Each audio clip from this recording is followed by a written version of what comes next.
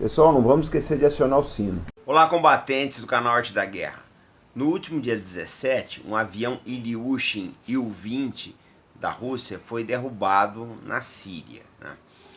E houve muita controvérsia. Nós fizemos um vídeo de análise aqui no canal Arte da Guerra, vou deixar ele inclusive aqui na legenda. E nessa análise nós colocamos que poderia ter sido uma ruse de guerra israelense, e realmente a declaração do porta-voz do Ministério da Rússia confirma isso. Vamos dar uma olhadinha. Esse aí é o Major-General Igor Konashenkov, do Ministério da Defesa da Rússia. Ele vai conduzir o briefing que explica, né, como foi a derrubada do Ilyushin. Essa é a versão da Rússia, vamos lembrar bem. Ele está explicando que a aeronave, um Ilyushin Il-20 da Força Aérea da Rússia, estava patrulhando a região de Idlib no dia 17 de setembro com 15 membros a bordo. Na mesma ocasião, uma esquadrilha com 4 aeronaves israelenses deixou Israel com o objetivo de conduzir uma missão de ataque na Síria. Esse padrão de aproximação dos israelenses pelo oceano não é tão incomum nas guerras contra os sírios, não. Acredito que seja porque dê pouco tempo de resposta. Os israelenses vieram pelo Mediterrâneo Neutro, né, e começaram a patrulhar uma área 90 km a oeste de Latáquia, na Síria. Às 21h39, uma coronel da Força Aérea Israelense avisou pela linha quente de russos israelenses que haveria um ataque de mísseis programado por aquele horário. Um minuto depois, os F-16 israelenses jogaram bombas GBU-39 sobre alvos na Síria.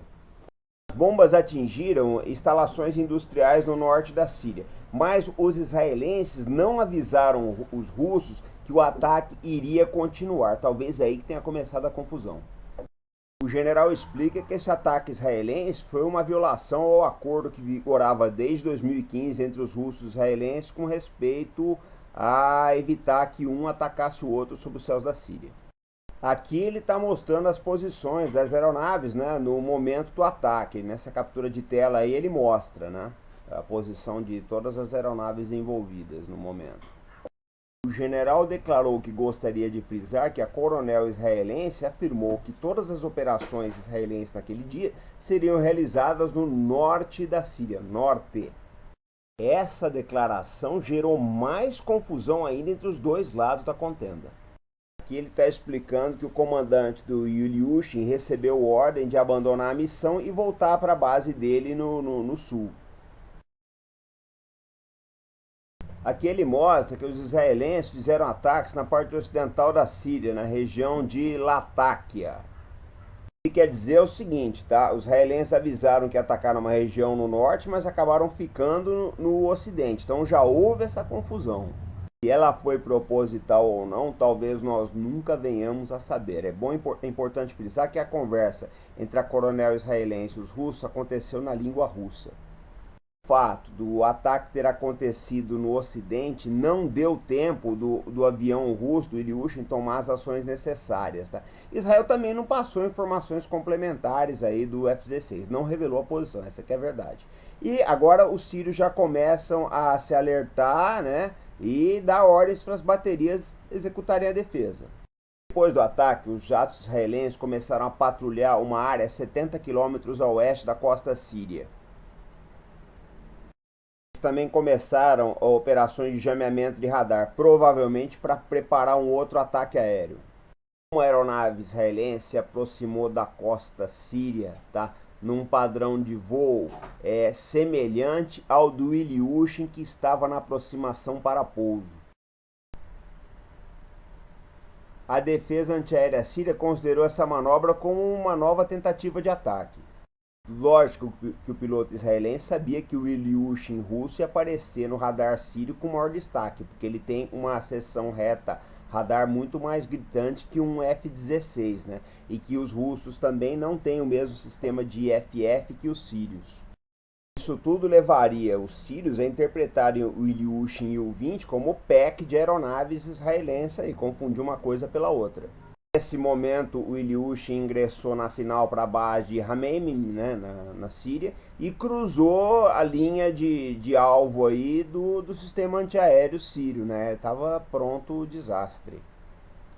Agora, o general Konashenkov, ele explicita aquilo que nós já tínhamos colocado na nossa análise, né? Que os israelenses usaram, eles sabiam que o Ilyushin estava lá, e usaram ele como escudo para poder fazer manobras no céu da Síria contra as defesas antiaéreas dos sírios. Às 22h03, o míssil sírio engajou o Ilyushin Il-20 russo. Fez isso porque ele foi em cima do alvo mais próximo e maior, né? A esquadrilha estava protegida pela sombra eletrônica do Ilyushin. Às 10h07, o Ilyushin russo desaparece dos radares. Os israelenses permaneceram nesse espaço aéreo até às 10h40, patrulhando o local. Às 10h29, os russos alertaram os israelenses que eles tinham um Ilyushin 20 em dificuldades, né, e pediram para que as aeronaves israelenses abandonassem a cena do local porque eles precisariam iniciar operações de busca e resgate. A informação foi repassada e às 10h40 as aeronaves israelenses deixaram a cena de ação. Às 10h53, o oficial israelense que estava de serviço chamou os russos na linha quente, 50 minutos depois da derrubada, e perguntou se eles estavam precisando de alguma ajuda com a aeronave em dificuldades. O general Konashenkov enfatiza que esses dados mostram que o que aconteceu ali foi uma falta de profissionalismo dos israelenses ou um ato de agressão criminosa deliberada. São palavras do general Konashenkov, tá, gente? Atribui toda a culpa do incidente aos israelenses, diz que os pilotos daquele país também colocam em risco a aviação civil que opera na região da base aérea de Hamain, aí na Síria. Também frisa que todas as aeronaves operando ali naquela região podem ser vítima do aventureirismo dos militares israelenses aí. Coloca que no momento que ele estava fazendo essa palestra, operações de busca e resgate sobre terra e mar estavam sendo feitas para achar os corpos dos 15 tripulantes, do Ilyushin, que caiu a 27 quilômetros a oeste do porto de Banias, na Síria. E uma outra coisa que o general Konashenkov coloca também é que o comportamento dos pilotos israelenses é completamente diferente do comportamento dos pilotos militares americanos que operam na área. E como todo mundo sabe, eles têm um canal de comunicação aí multilateral entre as forças aéreas para evitar incidentes desse tipo.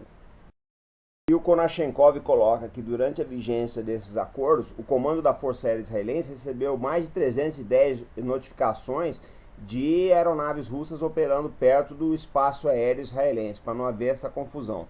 E durante esse tempo, Israel deu apenas 25 notificações. Bom, gente, é o seguinte. Não obstante tudo que o general Konashenkov disse, ficam ainda algumas perguntas. Primeiro, por que Israel fez isso? Foi deliberado? Foi um ato de descuido? Foi indisciplina do piloto israelense? Eles estavam querendo testar a artilharia antiaérea síria? Eles queriam gerar um mal-estar entre sírios e russos? Os russos estão dizendo toda a verdade? Uma conclusão nós podemos chegar aí. É lógico que os israelenses não iam revelar para os russos tudo sobre o pack de aeronaves operando na Síria, ainda mais porque eles perderam uma aeronave no começo desse ano aí, vamos lembrar, eles perderam o F-16. Então eles não iam passar tudo para os russos, Disseram, ó, nós vamos ter aeronaves operando aí, tá? Disseram que as aeronaves estavam operando num lugar, na verdade elas estavam operando em outro. Então essa história, ainda mesmo com as declarações supostamente meticulosas do general Konashenkov, nós ainda temos mais perguntas do que respostas.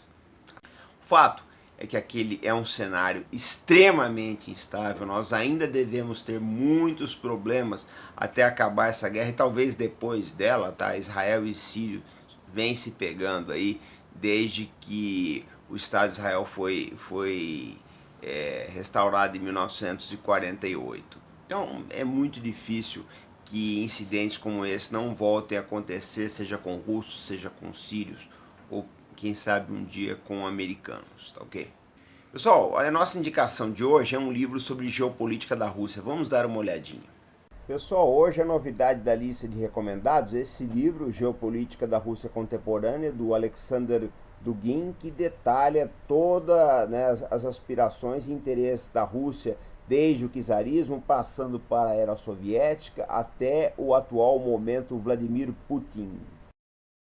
Bom, pessoal, esse foi o vídeo de hoje. Eu lembro que amanhã, segunda-feira, nós temos mais um episódio da guerra, da invasão soviética no Afeganistão, tá? Nós vamos detalhar mais sobre as operações. Estamos voltando essa semana, tá? Sempre com responsabilidade, compromisso e fé no Brasil. Até mais, pessoal.